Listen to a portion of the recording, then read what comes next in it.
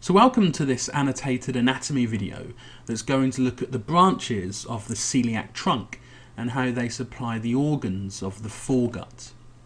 So before we look at these branches, we need to be aware of the organs that reside in the foregut.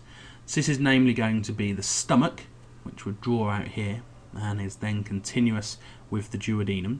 So here we have the duodenum, we have the esophagus entering into the stomach, we have the fundus up here. This long curvature is known as the greater curvature of the stomach, and that's mirrored by a smaller one, which is the lesser curvature. We then have the main body of the stomach, which tapers down to the pylorus, which then forms the pyloric sphincter, which we can see here. Then you have the duodenum continuing. Over to the left-hand side of the stomach, in the left-hand aspect of the abdomen, in the left hypochondriac region, we have the spleen. So here's the spleen. And then over on the opposite side, in the right hypochondriac, and sometimes extending to the epigastrium, we have the liver. So obviously I'm not drawing these organs in their precise anatomical location or their kind of relative size to one another.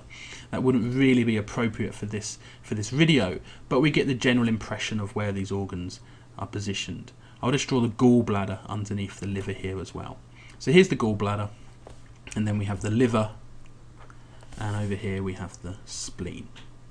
So all of these organs that reside within the foregut are going to be supplied from the coeliac trunk.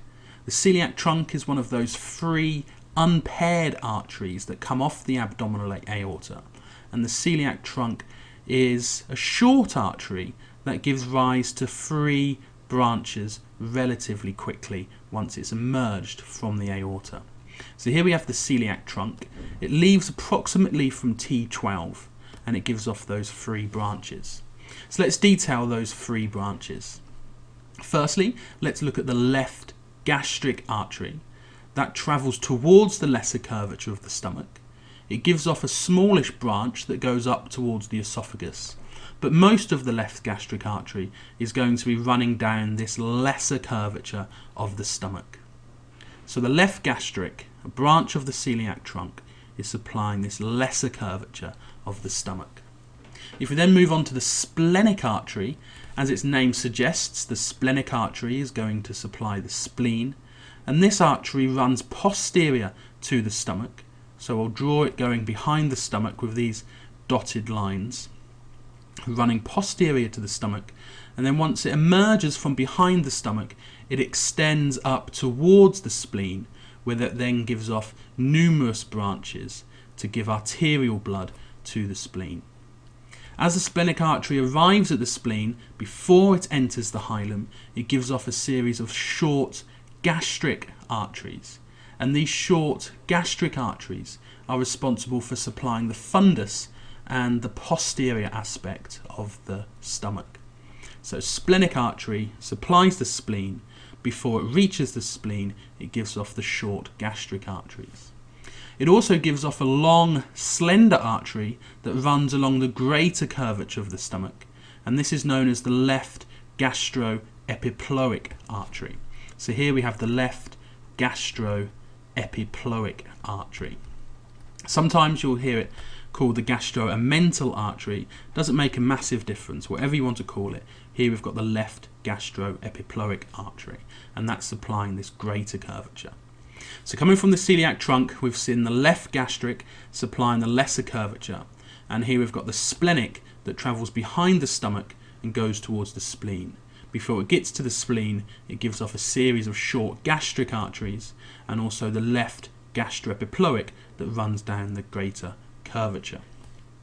So finally, coming off the coeliac trunk, we're going to look at this third branch, which is the common hepatic artery. The common hepatic artery divides quite quickly into the hepatic artery proper that extends towards the liver.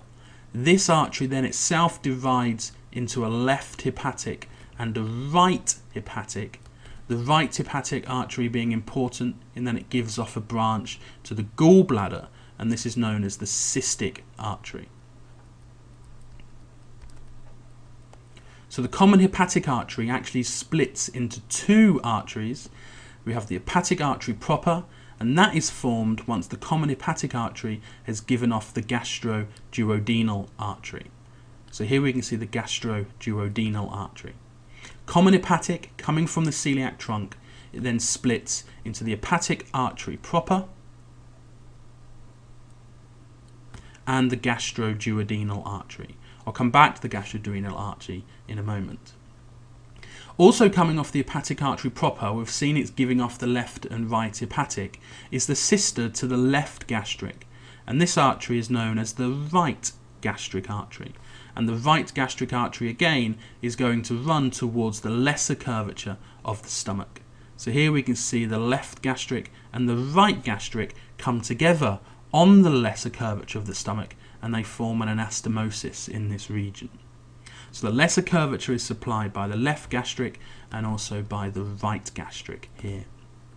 If we return now to the gastroduodenal artery, the gastroduodenal artery passes posterior to the right gastric, and it continues posterior towards the duodenum. Before it passes under the duodenum, it gives off the supraduodenal artery. That obviously supplies the superior aspect of the duodenum. And then once it's passed underneath the duodenum, it also splits into two.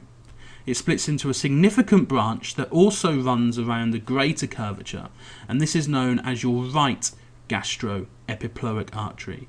And this artery is going to go and anastomose with the left gastroepiploic artery. So here's our right gastroepiploic artery. Also coming off the gastroduodenal and going towards the pancreas and the duodenum is the superior pancreatico-duodenal artery, and that's running to both the duodenum and the pancreas. This artery itself can also split into anterior and posterior parts. So here we see the celiac trunk and how it supplies the organs of the foregut, the spleen, stomach, liver, parts of the duodenum and parts of the pancreas. Celiac trunk gives off three main branches: the left gastric, the splenic and the common hepatic. These then themselves give off subsequent branches that help to supply these organs.